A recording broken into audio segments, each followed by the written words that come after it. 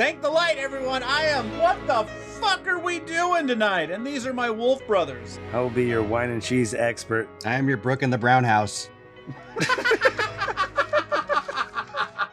All right, we are going to talk about the Wheel of Time this episode, people, for real. Remember what we talked about last week? Neither do we. And it was only 20 minutes ago. The Dragon Reborn, Chapter 19, Awakening, starting at the 10-minute mark. Justin. What? Stay with us. Don't punch your microphone. I don't even know where the fuck we are right now. Oh, I'm gonna center you right now. Okay. Right, here comes your constant. Tar Valon meant Aes Sedai. That was certainly no reason to stay even an hour.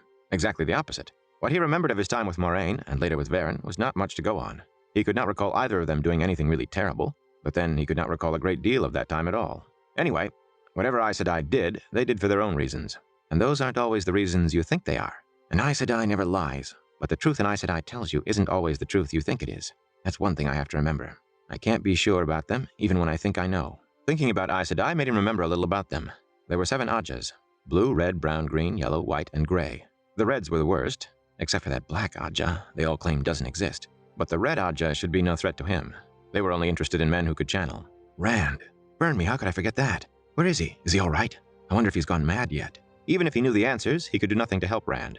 He was not sure he would if he could. Rand could channel, and Matt had grown up with stories of men channeling. Stories to frighten children. Stories that frightened adults too, because some of them were all too true. Discovering what Rand could do had been like finding out his best friend tortured small animals and killed babies. Once you finally made yourself believe it, it was hard to call him a friend any longer. Egwene and Nynaeve want to be Aes Sedai. He had not really remembered that until he said it aloud. Rand is following Moraine around and calling himself the Dragon Reborn. The Light knows what Perrin is up to. He's been acting crazy ever since his eyes turned funny. I have to look out for myself. I'm the last one of us who's still sane. Tar Valon. Well, it was supposed to be the wealthiest city in the world, and it was the center of trade between the borderlands and the south, the center of Aes Sedai power. He did not think he could get an Aes Sedai to gamble with him, or trust the fall of the dice or the turn of the cards if he did. But there had to be merchants and others with silver and gold. The city itself would be worth a few days. He knew he had traveled far since leaving the Two Rivers, but aside from a few vague memories of Caemlyn and Cairhien, he could remember nothing of any great cities. He had always wanted to see a great city, but not one full of Aes Sedai, he muttered sourly. Idly, he wondered if the Aes Sedai might let him have the ruby from the Shadar Logoth dagger. He remembered the dagger in only the fuzziest way, but even that was like remembering a terrible injury. His insides knotted up and sharp pain dug at his temples. Yet the ruby was clear in his mind, as big as his thumbnail, dark as a drop of blood, glittering like some crimson eye. Surely he had more claim to it than they did, and it had to be worth as much as a dozen farms back home. They'll probably say it is tainted too, and likely it was. Still, he spun a little fancy of trading the ruby to some of the Coplands for their best land. Most of that family, troublemakers from the cradle, where they were not thieves and liars as well, deserved whatever happened to them and more. But he really did not believe the Aes Sedai would give it back to him, did not relish the notion of carrying it as far as Emond's Field if they did, and the thought of owning the largest farm in the Two Rivers was no longer as exciting as it once had been. Once that had been his biggest ambition.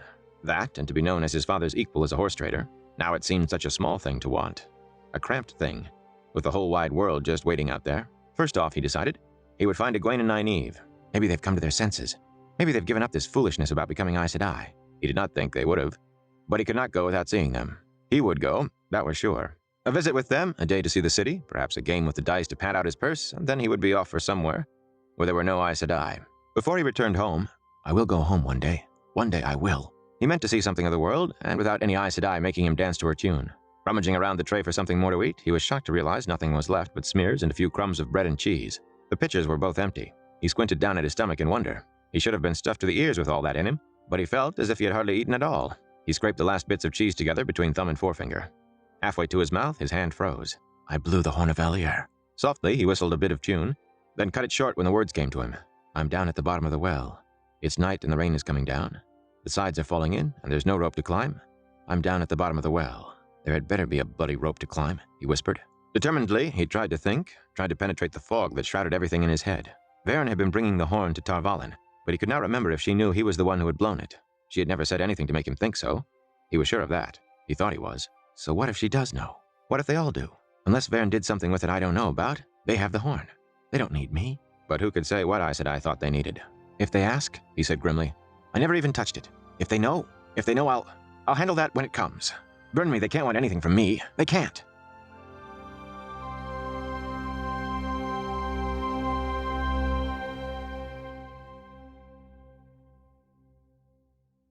Oops, I blew the horn of a lyre. So I know I asked this before. Has Matt died yet? No. Really? I mean, okay. I don't think he has either, but there is something to be said that maybe he kind of not died during the healing, but came so close. Enough to sever the bond between him and the horn. I don't think, no, not enough. Not like that. Book 4. Book 4. Yeah, no, he doesn't die, but I think I wanted it. That was one of the things I wrote down. Is It's obvious. Okay. It's pretty obvious what happens to him. When the old oops, I broke the connection to the horn. It's pretty obvious. So what you're saying is that's what they're writing around. They're trying to figure out how to make him already be dead. That's what they're gonna do in the show. You're gonna fucking like it. You're gonna take it. He hasn't blown the horn yet. Yeah, sure he hasn't blown the horn. Oh god damn it! I hate this fucking show. Des would be a terrible writer, Jeremy. We're so much better than him. I just keep forgetting where we are. We're so far behind. I gotta stop reading. He's getting so discouraged. He Okay. is. What if Karen blows the horn? Oh no, it'll be a Gwen. It'll be a Gwen. Or oh my god. Nope. I know. I just figured it out. Nope. I already know it. Watch this. Watch this. Hold on. Go. Jeremy, who needs redemption the most going into this part of the story as far as like fighting for their soul? And they want to be a good guy so bad. Rafe Judkins. Are you talking about the book or the TV show? Super close, Des. Super close. The haircut's similar. I'm not going to lie. Rafe Judkins is crying as he's blowing on his horn. I just want it to be better. The way of Rafe Judkins doesn't work. Bring Robert Jordan back. Okay. So Bring Eleanor Rigby back. Or what was his pen name? Look at all the lonely people.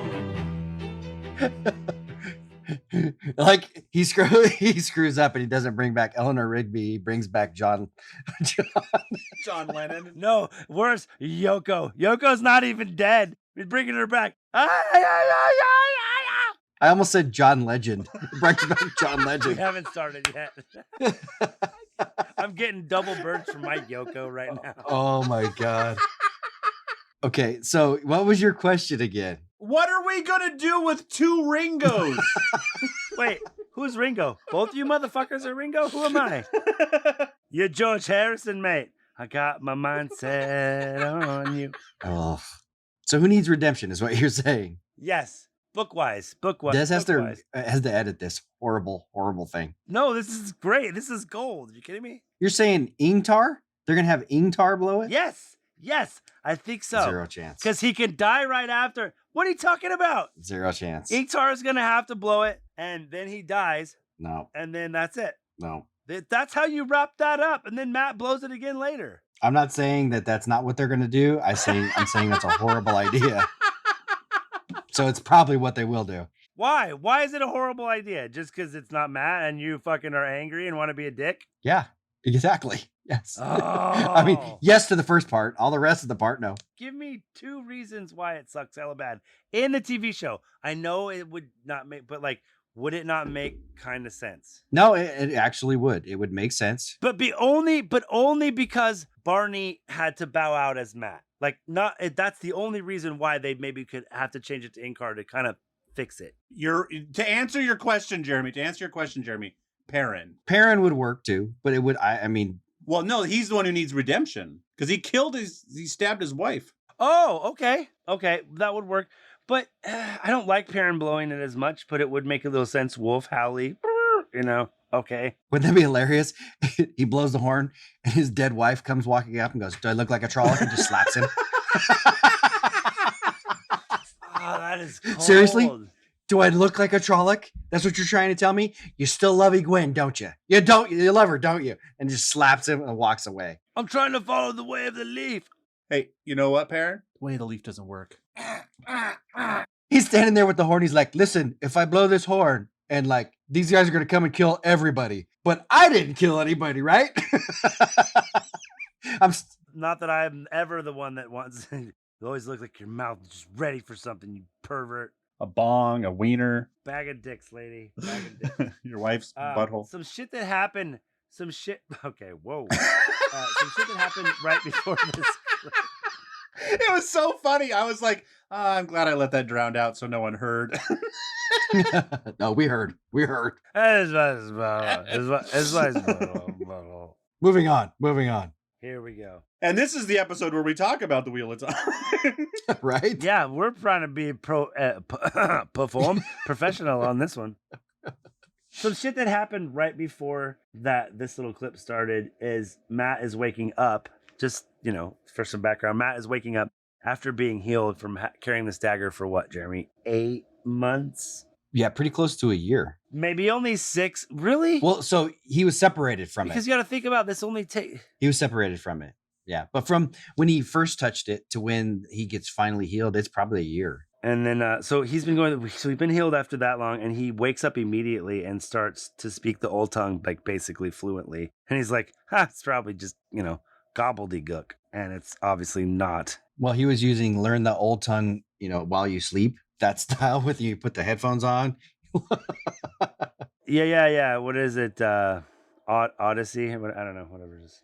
But he talks about his memories immediately start mixing with the old memories. Like this is one of the first times we really see it. He's really he's remembering stuff, and he's remembering like it's him, but then he remembers Bale Doman. He remembers Lanfear coming to talk to him in the dreams, and that's Matt's memories. But he's also starts to remember, he gets flashes of Manithrin, and he's commanding the Heart Guard, which was Aemon, right? I believe so, yeah. And so, he's getting those memories mixed right through there. He's already kind of complaining that that he can't remember things. I don't think he still starts complaining really bad till like the beginning of the fourth book, that he has like these gaps in his memories. But he starts to, right, in this. It doesn't start bothering him until the next book. He remembers so much stuff that's him, and then remembers stuff that's not him, but then he has big blanks of everything. He doesn't know anything. You get a clue that it's not Matt now. They say something about him having a sword. Matt never holds a sword in the entirety of this series. Knives or the Ashendari or a quarterstaff. So you get a clue that it's, maybe a past life or a different memory of someone. You find out, obviously, like Matt has a deep hatred for the Shadow if he's Aemon Reborn, right? For obvious reasons, the Trolloc War, the fall of Manithrin, all that. He starts trying to lie to himself, but then he starts to remember Eredal and Shadar Logoth and Moraine and all that shit. What was the last thing? He got healed, and he sits there and he managed to take down a whole roast beef, basically. Yeah. That's been sliced. And then he also, he drinks all the wine, he drinks all the milk, and he's still kind of looking around for more food, because that shows you how much the healing took out of him too. You get all that. That's kind of what they say too, is if he tries to leave, he'll go broke trying to feed himself for the first 2 weeks.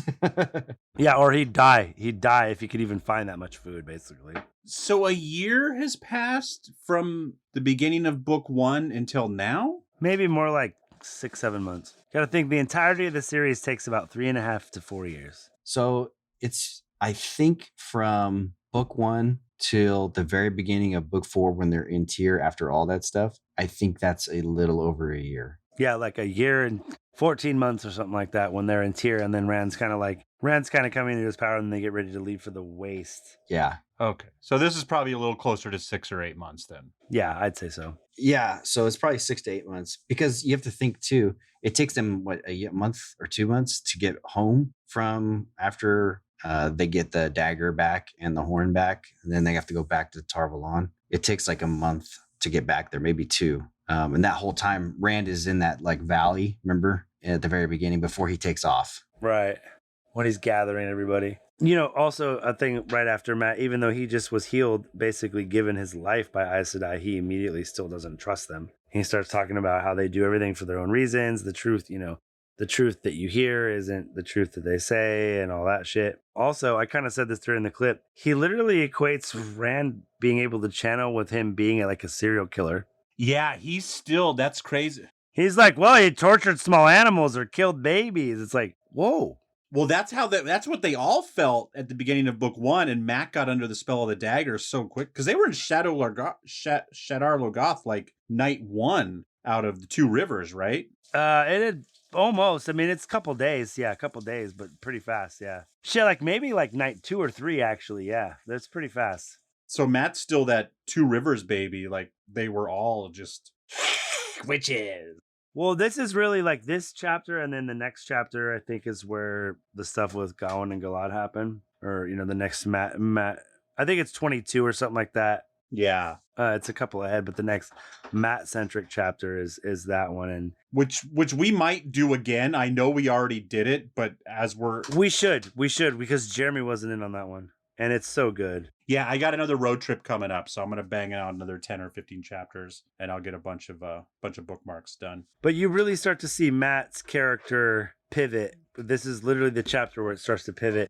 And so I think that you probably will get, I almost feel like, they may give you some backstory with Matt, but I feel like this may be where we get introduced to new Matt. Yeah. In a sick bed, waking up. Oh, I made my way back to, and he starts, but no, think about it. He starts to get the memories flashing back of how he got back to Tarvalon, how they found him, or somebody brought him. It's a cheap way of writing, but I don't see how they can do it any other way. Des, what'd you forget? Because in the show, it would be a perfect time for him because he just got healed in the show. So, he doesn't look well at the end of the season when he goes away. And so my thought is maybe he gets healed again, or even if he's maybe he's even just, maybe, maybe he's starving because he got healed. So he's going to go back. I think the next time I think it might be the other way around, Justin.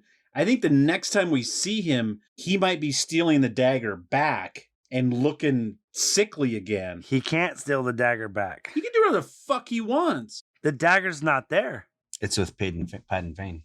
Right, and I still think... Oh, so you mean like maybe we talked about that a couple episodes ago. Maybe he got into the ways and followed Pod and Fane. Like, oh, he's following my friends. I can't. Because maybe he didn't follow Pod on Fane in immediately, but maybe he follows someone. He's like he knows that Pod on Fane went in there, but he didn't follow him, and then he trails some other gray man.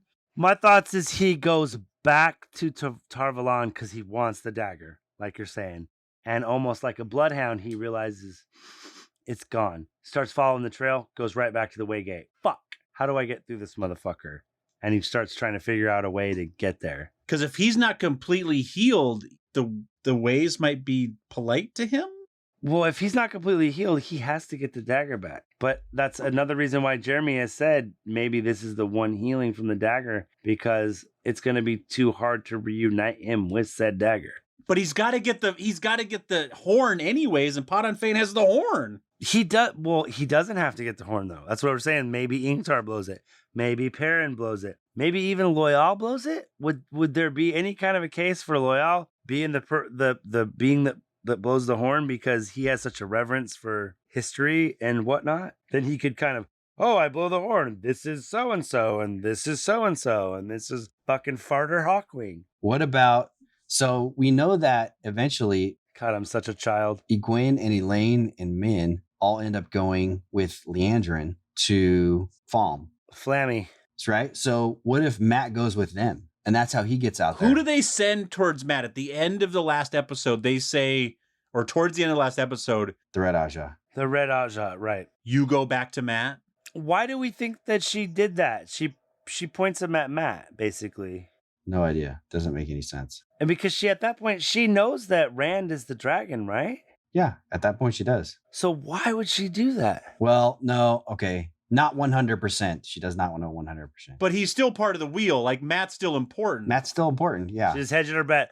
Okay, we're going to the Eye of the World. This one died. He's not the dragon. Oops, I killed some random kid. My bad. Oops, I killed the dragon. I'm going to go back and get the other one because he could probably channel. Oops, I killed the false not dragon. Anyway, whoever they send back for Matt, would they have a reason to grab Matt and go to Falm? Well, that's what Jeremy's saying. If Nynaeve and all them go to Falm, maybe Matt follows or goes with them somehow, and that's how he gets out there. Which, that's how you get him there. And then say something happens, just like in the book, Nynaeve and Elaine are separated from Egwene. Egwene gets collared. Matt goes with them, and then he meets up with Perrin, and then that's how he gets the horn back with Rand. Oh, wait, but Rand's not going to be there. Well, you don't know that, man, because That's true. He might be there. Well, that's what I'm saying. I'm actually, you know what? I'm actually excited because if it's done well, it's kind of a different version of the story you love, right? So if Rand manages to make his way to Karheen and then hooks up with Min there, and then they somehow get through, whether it's Barthane's Manor or whatever goes on in Karheen, and then they make their way to Falm and meet up with all the rest of our heroes, like that's a journey I want to see, right? I want to see how it happens, right? I mean, even if it's not what I'm expecting, if the story is good, then who cares, right? I agree, totally. Like if it's amazing, what does it matter? You're like, oh, dude, that would have worked in the book almost better. Oh my god, I mean, I don't think that'll ever happen because there's so much good shit that they're gonna have. If only Robert Jordan had an editor. Only Eleanor Rigby knows if it'll be good. Eleanor Rigby. The problem with Robert Jordan is he married his editor, so then she was biased from then on. Or what if she just really just shat on some great shit because she was just they were fighting that day? No, the true power is not okay. I'm out. Or something. I don't know, whatever. I can't think of anything. That'd be fucking hilarious. She's like, no, you know what? I asked you to fix the back deck, and so I will not approve these changes. Look at all the lovely people. I do love how Matt, literally, he's barely awake and he can barely walk. And he's like, well, how much money do I got? I'm in someplace rich. I got to get out of here. I got to start gambling. How am I going to get out of here? Can I get that ruby back? Nope. Maybe I better start gambling for a couple ways. I'll go see the city, and then in a week I'll have enough money to get the fuck out of here. It's like, dude, this is the movie The Hangover, and you just woke up. I know. He's such a fucking scandalous motherfucker. Just breathe for a second and stop trying to figure out. He's like a fucking ferret. He's like, which way do I go? Fuck. Yeah, I'll just take the ruby out of the most dangerous dagger ever. Do you think they'll give me the ruby back? Fuck no, they're not going to give you the ruby back, dude. No. It's fucking super cursed. Yeah, he is. I got to remember that he is, in his mind, he's a week out of the two rivers. Yeah, kind of.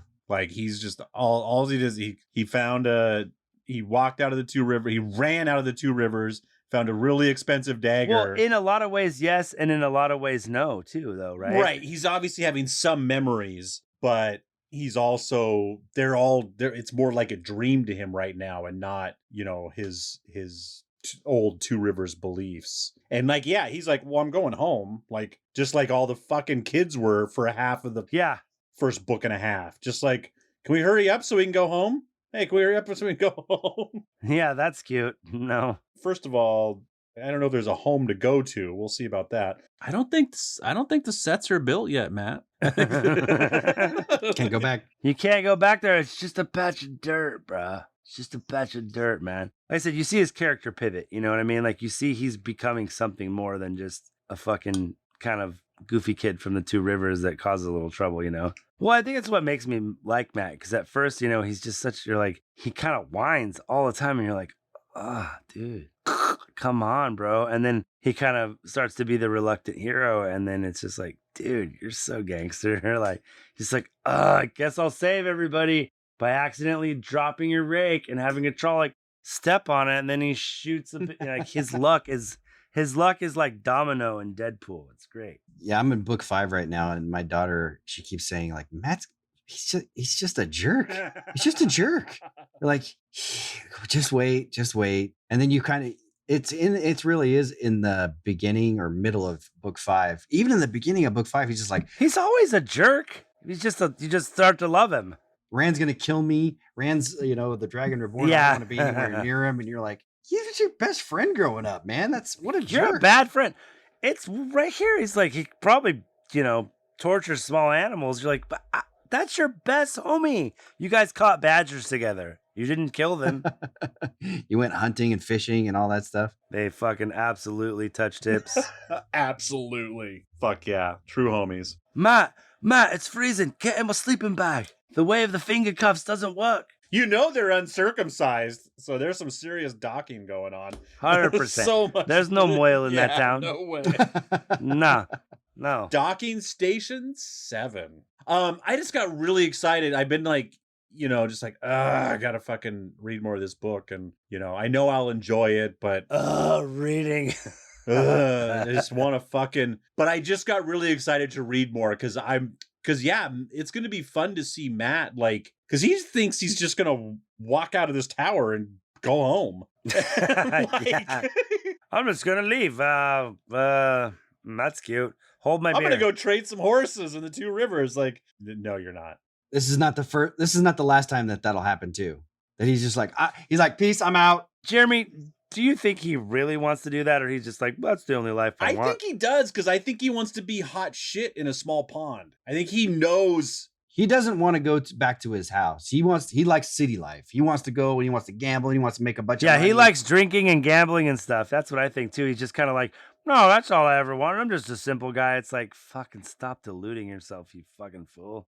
He wants to be hot shit he doesn't want to hang out in the biggest city. He wants to ride the horse at Studio 54, dude. He's not a country kid anymore. He is right now.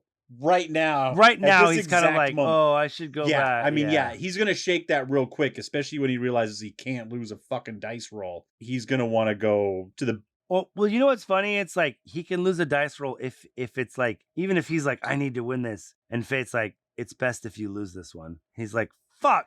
He's like, fuck, I lost. And it's like, and then he'll be like, must have lost for a reason. I better just keep rolling with it. You were going to get your ass kicked and all your money stolen if you won that dice roll. There's just a scene that I was just listening to on the audiobook of book 5, and Matt was saying, I'm gonna leave, Rand. And he ran, turns around like, okay, sure you are. And then, but then he's like, he goes, do you miss milking your dad's cows that much? And he's like, I'm not, he's like, my tastes have gotten a little bit better than that now. So yeah, he's like, he's like, yeah, I'm not going. That's when they're in the waste, right? When they're coming back, he's like, I'm not going back home. Yeah, he's not going back home. He wants to go gamble. And then as he's trying to leave, he's running along and he's like, oh, those guys, there's like a battle going around. He's like, those guys are going to get ambushed. Ugh, I got to go help them. He runs over there. He's such the reluctant hero. He's so Han Solo. It's just like, all right, I'm finally out of here. I got gold. There is a tavern with wenches on the horizon and wine and gambling. Oh, you fucking guys. Really? You guys are going to get annihilated. And he'll go and he'll trip over something and then stab 14 people by accident. And then it's like, what up? We won. I guess I'm back. I was going to say, there's this a nice healthy dose of Copland shit talk too, real quick. Just 2 sentences not that they didn't, not that they weren't shady fucks anyway. I want to give them the dagger I want to give them the ruby, but I don't want to carry it all the way to the 2 rivers. It's like, that's a dick move. That's mean spirited, sir. You know what that thing does. He's like, well, give it to their best piece of land and basically tell them to eat shit. That was pretty funny. Oops, I blew the horn. That's the last note I have. So thank you for listening to our podcast. Please rate us, like us, tell a friend about our show. Thank the light. Check us out on Twitter. We are Wolf Brothers at Parseilman. That is Wolf Brothers at Parseilman. Send us questions and comments and your thoughts about what the fuck is going to happen in season 2 of this television show, or a chapter you want us to talk about. I don't know. Dare Justin to take more bong hits in an episode. Just send us a lesson. Send us. What did I just say? I don't know. Send whatever you want. Send us a life lesson. Less bong hits. Send something to thankthelight@gmail.com. That is thankthelight@gmail.com. Looking for another great podcast to listen to while you wait for the next episode of Thank the Light? Head on over to whatsoundsawesome.com and check out our amazing lineup of podcasts there. You will also be able to find anywhere you listen to fine, free podcasts. We have All the Answers, Truth Not Trends, Time Pop, Be Brave, and That Fitness Couple. You want to know what those podcasts are about? You're going to have to go check them out. On that note, dong dong, Dick Wolf. And just remember, that mouse, he fell in a bowl of cream. Did he drown? No, he churned his little legs until he churned it to butter. And just remember, you never have to apologize for liking the movie Shrek. That's a great movie. Never. Peace favor your sword. Is your dagger with your horn box? I am not average, I am not ordinary, I am a masterpiece. You know I do it for me. I am not perfect, no, that's imaginary, but I'm a masterpiece. You know I do it for me. And all my colors and paints, all my lines and my shapes, every move that I make, I am not basic, it's self-explanatory. I am a masterpiece. You know I do it for me. Just the way I like it, yeah, yeah, yeah, yeah. Hello, my name is Justin. Sound weird?